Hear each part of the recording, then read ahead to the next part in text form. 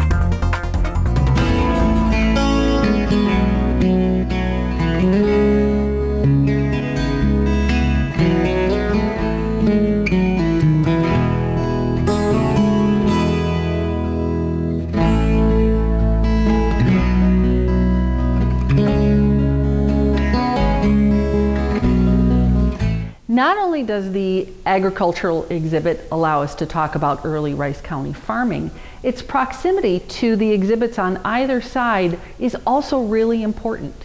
It's right next to a cabin that we are using to interpret early fur trading, which is one of Rice County's earliest businesses, but also the homes that would have been around and that people would have been living in during that early agriculture time period. And that's right next to a teepee. Now this teepee is not original, it's important to say that. This is a really nice replica. It's not to scale, although many pieces about it are accurate. And then on the other side of the ag exhibit is the Fleckenstein exhibit. Now you don't think of those as being related, but here in Faribault they were. At the time, the Treaty of Traverse des Sioux and the Treaty of Mendota, signed in 1851, opened up this land for settlement. And the Dakota in this area were moved to the Lower Sioux Indian community, or that was the intent. In fact, the Lower Sioux Indian community was so limited in its access to resources and so on, many of the Dakota who had for generations, for centuries, if not millennial, lived here in Rice County remained. And so in 1856, when the Fleckenstein Brewery was established, farming with these kinds of rudimentary tools were being used. They were living in log cabins, and in Faribault, there were teepees. So although they look like they are separate, truly here in Rice County, they're all happening at the same time. And that's really neat because that is something very unique to our community. Welcome to the Rice County Historical Society. My name's Sue Garwood and I'm the Executive Director here. I am standing in front of one of our new exhibits. I think many of you may have seen this exhibit under construction a bit ago, but this is our new very early agriculture exhibit. The time period we're focused in on here is that 1850 to 1860 time period. That's when many of the earliest European Americans arrived and were breaking the sod. They were just starting out, they were building buildings and so on. At that point in time, that very earliest agricultural farming time period was focused in on subsistence. They are just raising enough for their family to be sustained. They're not really growing a lot of cash crops quite yet in those earliest time periods. Although there still some did exist because, and we know this because of all the mills that were popping up about the same time period. But at any rate, the neat thing about this exhibit that, well, one of the neat things, is that we get to make sure to talk about Rice County agriculture all year long. We have a beautiful Harvest and Heritage Hall, and that heritage part talking about business. In the harvest portion of the building, talking about agriculture, all aspects of that in Rice County. But that building's only open seasonally. This gives us a chance to talk agriculture, farming, year-round, which is so key to the very earliest establishment of what is now Rice County. One of our other new exhibits that we've been working on since we visited with you all last has been the Whipple Exhibit. In fact, the Whipple Exhibit's actually been under construction for about 3 years. His story is a complicated one, but one that we really felt was important to tell in detail. Many of you may know Bishop Whipple was the first bishop for the Episcopal Diocese here in Minnesota, and it is him who enabled the cathedral to be built and did all kinds of things. What he was most renowned for is his relationship with the indigenous communities, not just here in Rice County, not even the state of Minnesota, but actually nationally. He was a spokesperson for the fair treatment of Native Americans, something that wasn't done elsewhere. We'll go into greater detail about this exhibit at another time, but if you're around, it's worth a peek to come take a look. One of the other things that we have been doing this summer is preparing for this incredible church to be re-shingled, a new shingle roof on top. We've wanted this to happen for, again, years. Shingle roofs last on average 40 to 50 years, and I think this roof was last shingled about 60 years ago, so it was certainly time. But the wood prices and all those things was out of reach for a long time. This last year we were able to write a grant for it. What really made this roof possible is Powers Premier Contractors. It's a company actually out of the Twin Cities, but one of the 3 owners is a Faribault resident, and as is the way with one of the lovely things about small town is that conversations happen in the most unusual ways, and it was a casual conversation at a garage sale that sparked the connection with this company, and they learned about us and in fact donated the entire roof project for this. So the grant funds that we have is now going to enable us to re-roof the Alexander Faribault house, and that should happen by the end of this year. I can't say enough the gift of this. This was well over a $24,000 donation that they made. Materials, labor, everything. And they did a really stunning job. And it's a full shingle roof that should last another 40 to 50 years. So that is truly leaving a legacy. One of the other things that our volunteers and the community has been helping us with is taking care of our outside exhibits. And this fire truck is a perfect example of that. Small things you might not have noticed, but we have 2 new tires on the front of the vehicle. It's not an easy thing. Those are split rims, which not a lot of places around will handle anymore, and it's an unusual size, but volunteers were able to connect with local companies that actually had several, and they donated those tires. And then we worked with the local co-op, and they were willing to come out and get the tires and put them on. The other is that the volunteers were able to secure the windows. So again, the fire truck is all buttoned up against the weather. This is just one of many things, as I've been sharing with you, that we've been working on over the course of the summer. Our goal is always to get the place looking its very best for the fair, and we got a lot done, and we continue to do work. I just want to say thank you to everybody who's made all of these projects possible, and invite everybody to come out and take a look. You can drive by the fire truck at any time, but you can also stop in at the museum. We are at the east end of the Rice County Fairgrounds. We're open Monday through Friday from 9 to 4, other times by appointment. You can also find us on the web at www.rchistory.org or give us a call at 507-332-2121. Rice County Historical Society, preserving the past for future generations.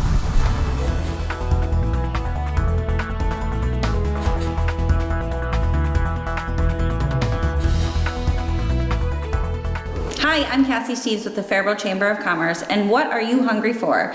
The annual Taste of Faribault is Thursday, September 16th from 5:30 to 8 p.m. All of our participating businesses are eager to show you their newest and tastiest treats and get your mouth watering for the best night of sampling. Restaurants, caterers, grocers, delis, along with your favorite beers, wines, and spirits are ready to make it a true taste of Faribault. Come visit us at the Faribault Chamber office to get your tickets today. Nice job. So Faribault West Mall again this year. We had it at the West Mall last year. Plenty of space. I think that's why we had a good event last year. People were able to, they had their elbow room and were able to do all the sampling. Really good samples, so that's awesome. Looking forward to that. What else we got going on, Cassie? We got the big car cruise out at the Harley-Davidson dealer. That's on September 17th. So 17th. 2 days of Faribault fun. Nice. Now, that event will have a band out there. The roll-in will be awesome. So it's cars and motorcycles, and it's just a real good time. We will have the shuttle going back and forth because there will be several hundred people at this event, and parking will end up going up the road, but there'll be golf carts shuttling back and forth, so it won't be quite such a long walk, but well worth it. What else we got going on?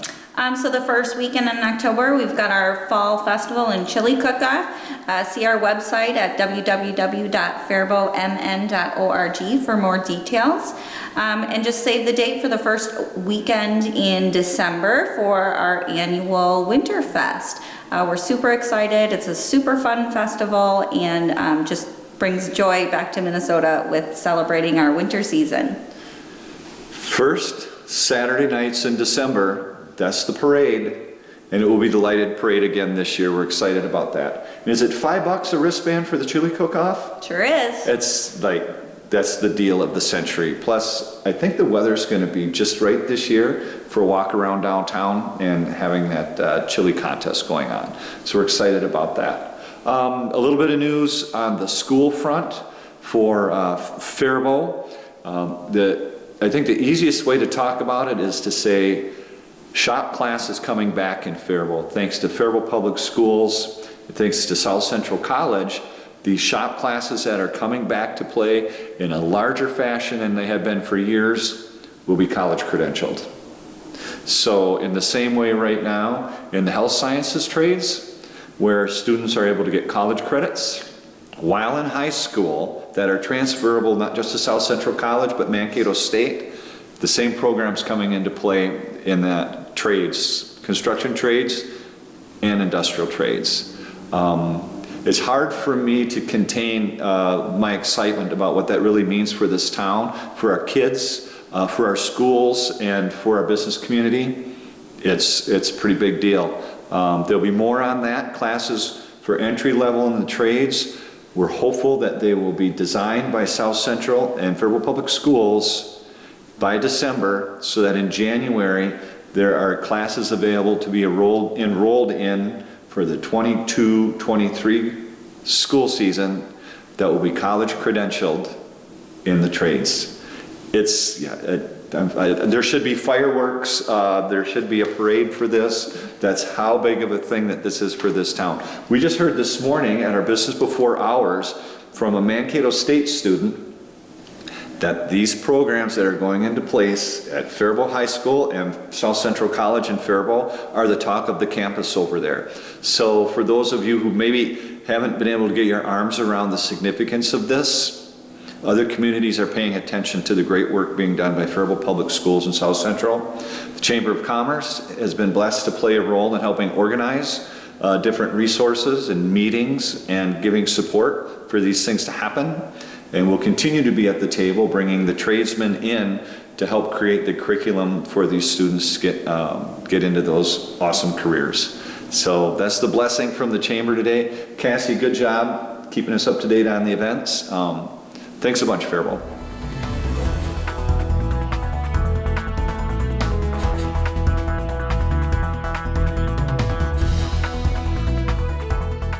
Hey everyone, it's me, Miss Denny, your favorite children's librarian. Thanks for joining me. I'm excited to tell you about everything happening at your library in September. We will be resuming our 5-minute bedtime stories. You can find me sharing a short bedtime story every Tuesday at 7 on the library's Facebook and YouTube page. If you can't join live, no worries. Those are recorded and posted, so you can watch them at your convenience. And if you're looking for something a little more interactive, you can join us on Zoom on Wednesdays at 10 a.m. for Storytime Share and Tell. Storytime Share and Tell is meant for preschool age youth and an actively participating adult caregiver as well. It's super fun. I would love to see you. And if you need the link, just send me an email or a message on Facebook. I'm not going to share that publicly just so I can keep everybody as safe as possible. But let me know if you want to join us. We'd love to have you. If you are in grades 6 through 12 and are interested in becoming a member of TAB or our Teen Advisory Board, we'd love to have you join us for the September meeting. That is Monday, September 13 at 4:30. So please let me know and I can get you all the info you need and the application, and you can become a member of TAB. Again, that's for grades 6 through 12. Also for grades 6 through 12, if you like Dungeons and Dragons, you're going to want to join us for an informational session. Bob will be starting a D&D club here at the library. Again, it's for ages or grades 6 through 12. And there's an informational meeting that you will not want to miss on Wednesday, September 15 at 5 o'clock. Registration is required, so please send us an email or call the library or message us on our Facebook page, and we'll make sure you get all the info you need so you can hear about what's going to happen for this Dungeons and Dragons Club. It'll be super fun. Our 2 book clubs will be resuming as well. We have Books and Brownies for grades 2 through 5 and Pizza and Pages for grades 6 through 12. Registration is required for both of those clubs as well. So please shoot me an email or send us a message on the library's Facebook or give us a call, and we'd love to have you. So the Books and Brownies meeting will be September 20. That's a Monday, 4:30. Pizza and Pages will be September 27, also a Monday at 4:30. And the assignment for the book clubs this month is the same. It is simply to come prepared to share about what you read over the summer. And then future meetings, dates and topics or assignments will be shared on the library's website and Facebook page as well. So make sure you stay tuned to either of those.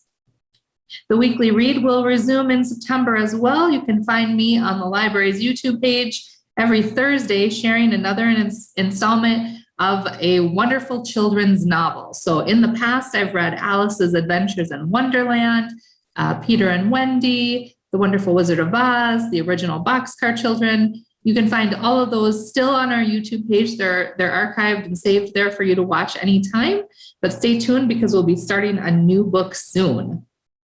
Fairytale Fridays was such a hit that I've decided to continue it. We started that back in August. Every Friday at 4, I share a classic fairy tale on the Facebook and YouTube page. And so join us for those. If you can't do it right at 4, it's not a problem. They're all saved and you can watch them whenever you like. And then if you are ages 16 and up and you are a ukulele fan, you'll want to join Alan, our adult services librarian, for FUN, the Faribault Ukulele Network. So in order to join FUN, you must have your own ukulele, your own tuner, and your own music stand. And you can purchase music from us for $20. We have some limited notebooks available for use. And then you should also know how to tune, hold, and strum a ukulele in addition to being able to play at least 5 chords so that you can join the group. So if you're interested or you want more info or have questions, get in touch with Alan here at the library. You'll want to give her a call or send her an email, or you can even message us through our Facebook page for that as well. So the fun group, they meet every 2nd and 4th Thursday of the month. So September, that's the 9th and the 23rd. Okay, and then lastly, if you have questions or you want to stay in touch with us, the best way to do that is our Facebook page and our website. We're also on Instagram. And then if you have questions, you can call the library. There's the number there, 507-334-2089. You can email us. or just stop in and see us. The regular library hours are Monday through Thursday, 9 a.m. to 8 p.m., Friday and Saturday, 9 a.m. to 5 p.m., and we are closed on Sundays. And then while you're on the Facebook page, make sure you check out the video tab, and that's where you can find Take and Make Paper Crafts with Linda, Tech Time with Bob, sewing videos from Annette, garden videos from Lisa, ukulele videos from Alan, and of course, all the wonderful story times, Fairytale Fridays, and the weekly read information from me, Miss Denny. All right, friends, thanks so much for joining me. Hope to see you at the library real soon. Take care. Bye-bye.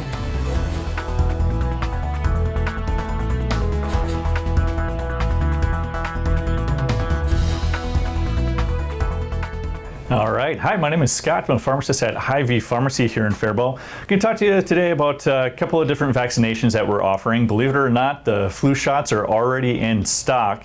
So if you're thinking about getting your flu vaccine, come on in. We can tell you what we got and what else you're due for.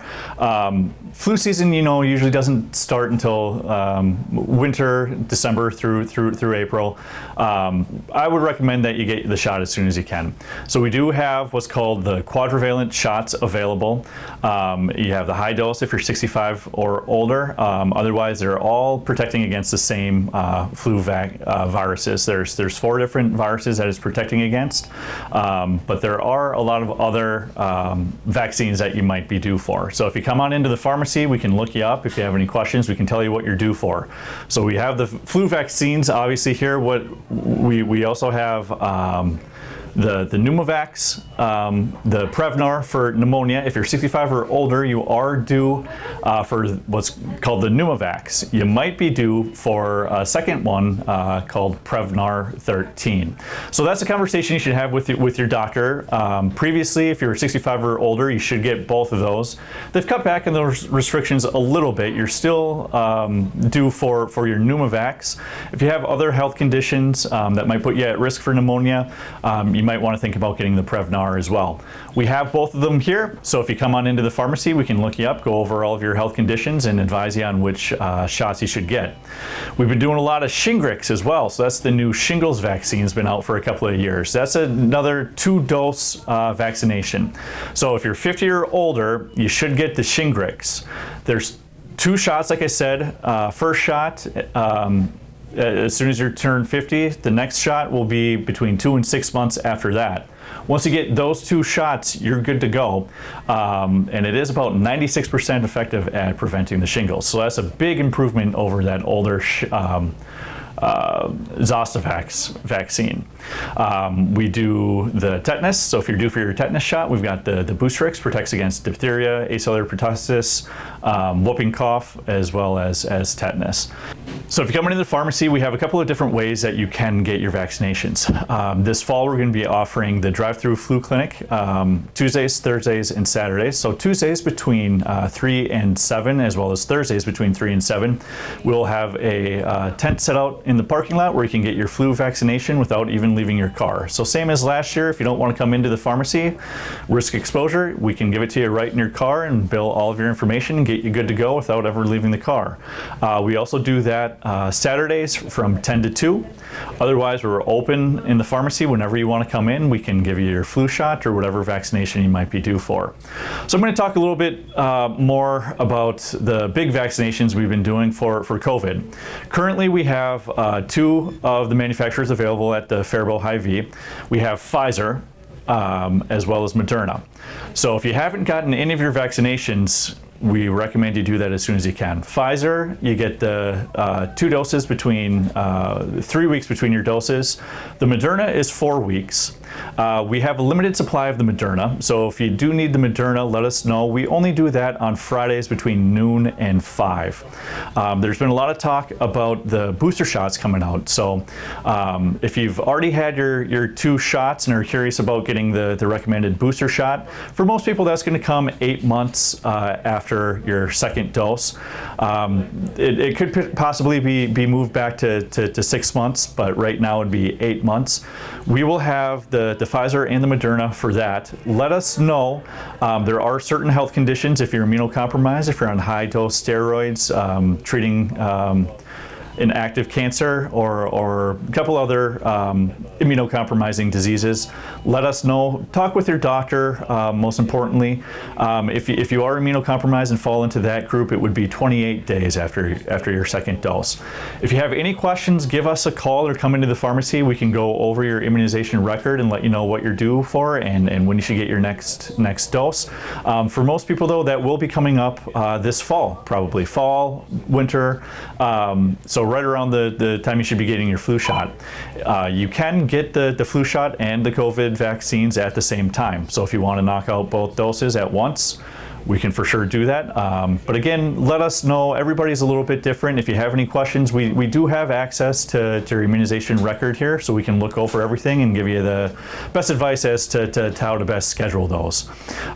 So again, the Moderna and Pfizer are the two manufacturers that we have in stock here. We do the Pfizer anytime that the pharmacy is open.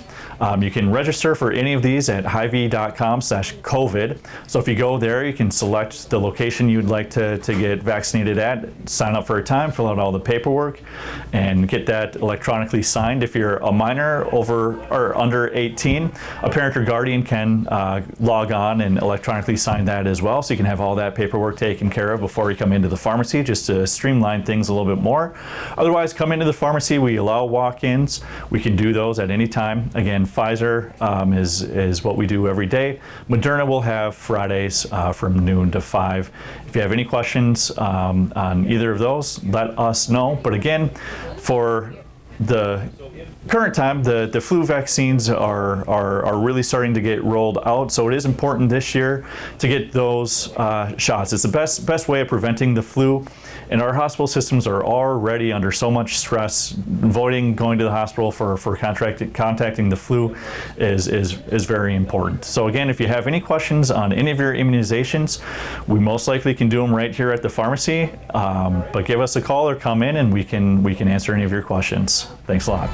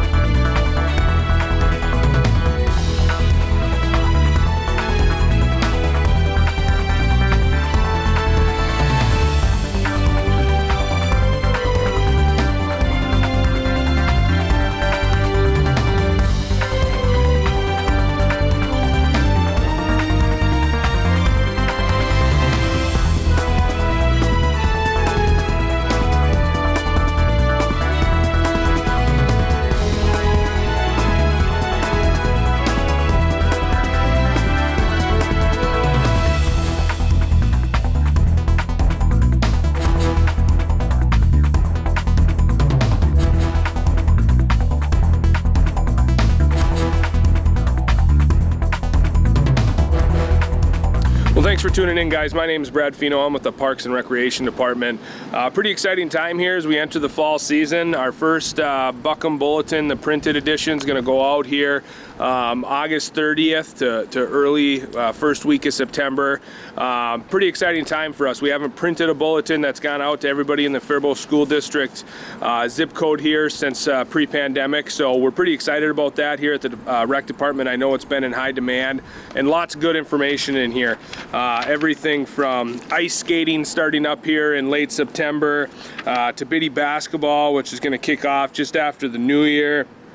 Some other exciting opportunities include Youth Pickleball Camp. Our open gym is going to fire back up after Labor Day. Skating lessons at Shattuck St. Mary, adult volleyball, racquetball league, taekwondo is continuing at the Washington Rec Center. Swimming lessons are going to start back up here at the community center. It's just a really exciting time.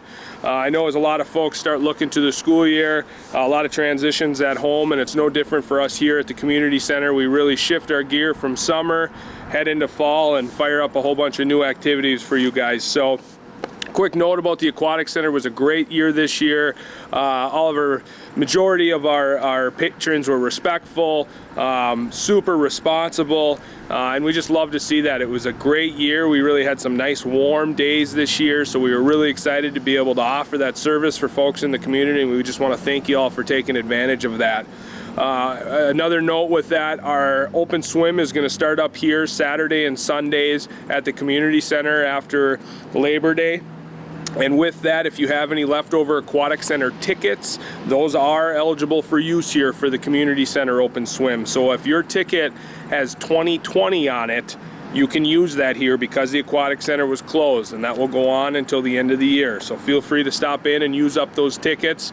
If they have 21 to 22 on it, those will obviously be usable at the aquatic center next year as well. So really getting excited to get some folks back into our facility as things start to transition to fall. We see a big increase in open gym users. Folks who usually recreate outside start coming to some of more of the group exercise classes or the water aerobics. So we're really excited to get things back into high gear here as folks start looking to get back indoors with the change of the season. And again, we just want to thank you guys for all your loyalty to the Park and Rec program, whether it's on the trails, on the playgrounds, getting involved with our programs. We're just immensely grateful, and we look forward to continuing to serve you guys into the fall. Take care.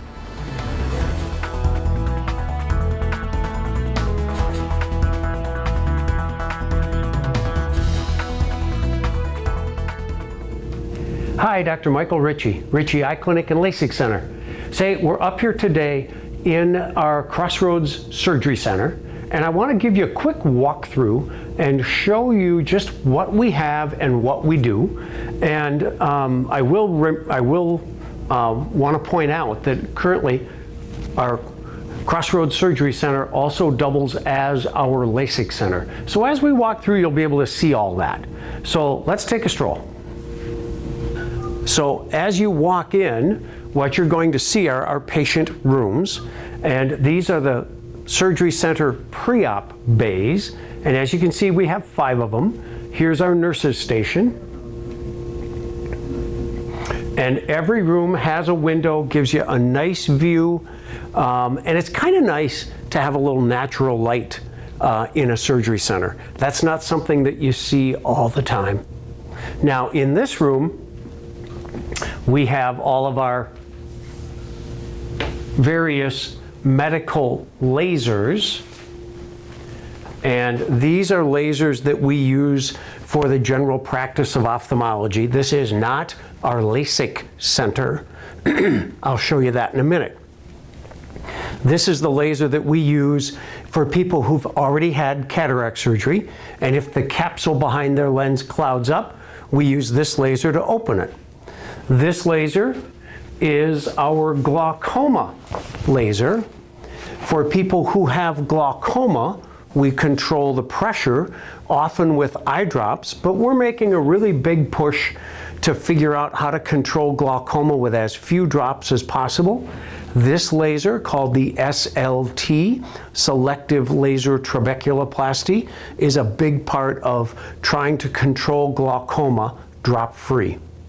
The final laser over here is what we use for people with retinal disease. So this laser is an Argon green laser. The Argon green laser is used for people with diabetic retinopathy or macular degeneration. So our pre-op bays up here in the surgery center are mostly used for cataract surgeries and eyelid surgeries.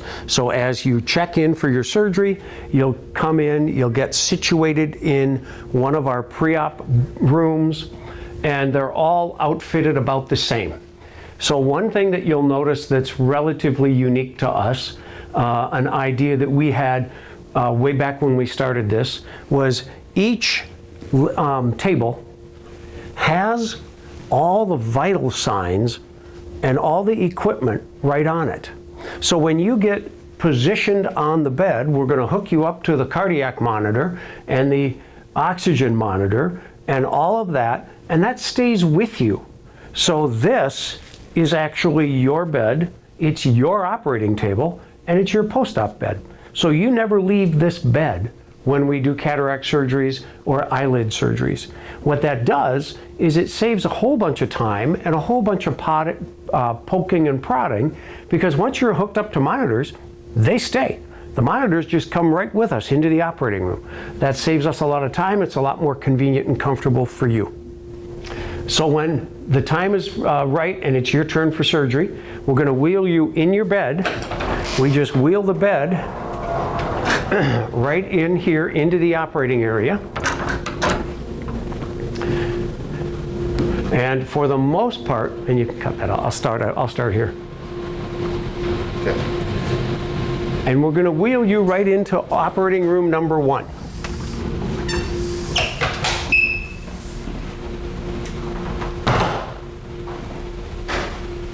So this is the operating room that we use for all of our eye surgeries, cataract surgeries, glaucoma procedures, and eyelid surgeries. We have our operating microscope. We have our device that we use to remove a cataract. Eyelid surgeries. We have all of our tools in here, and this is a full-fledged operating room. We have our anesthesia machine. We have all the gases that we need, including oxygen and nitrous and everything that we do for surgery. And when your surgery's done, we simply wheel you back. You go back to your room, same room you were in. Your driver, your family, your spouse is probably still sitting there. Surgeries typically don't take us very long. Once you're all situated and you're feeling good, you're ready to go. Now, as I mentioned earlier, this also is our Lasik suite. It's our Lasik Center, and what we did was we put our full Lasik instrumentation in this operating room.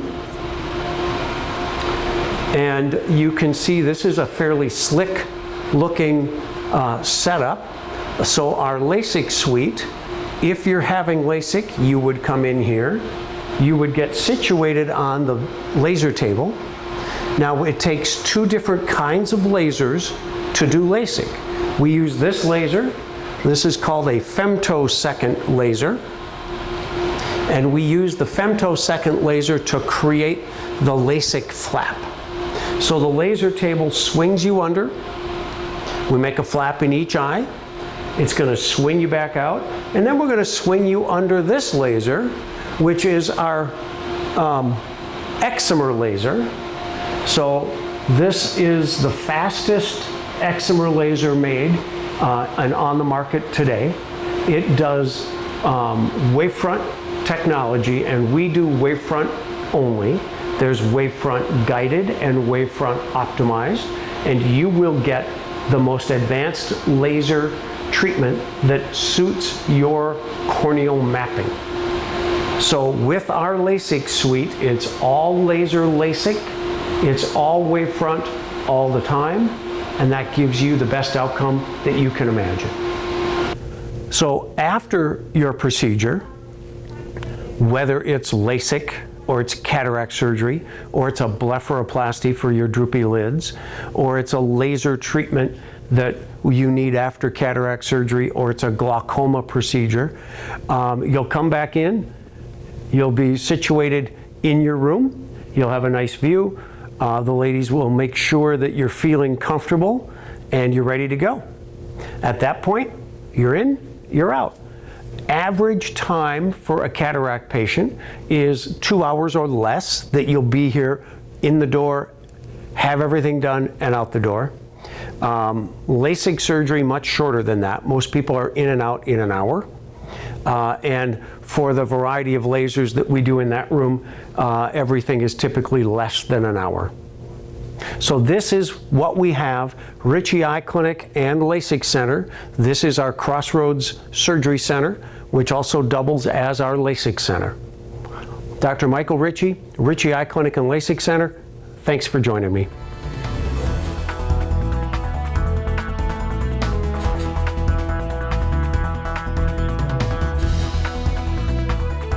Hi everyone, it's Molly from Riverbend Nature Center. And in September, we have a lot of fun programs coming up. On September 14th, we have Little Sprouts, a parent-child class from 9:30 to 11 a.m. And on the 14th, that is what's in the water. So you can explore the pond and see what types of creatures live in our ponds. We have our Lunch and Learns returning. Bring your own lunch and enjoy a nature presentation. In September, it's Claire LeCan from the U of M Extension, and she will be talking all about prairie insects. On Friday, September 17th, we have our Science Day. So homeschoolers and distance learners can come out and learn about 2 different topics each day. You can register for one or both of the programs and bring your lunch to eat in between. On the 17th, we have the Buzz on Pollinators and Prairie Power. We have Adult Night Out on Thursday, September 23rd at 6 p.m. where you can learn how to shoot archery and then create your own art to take home.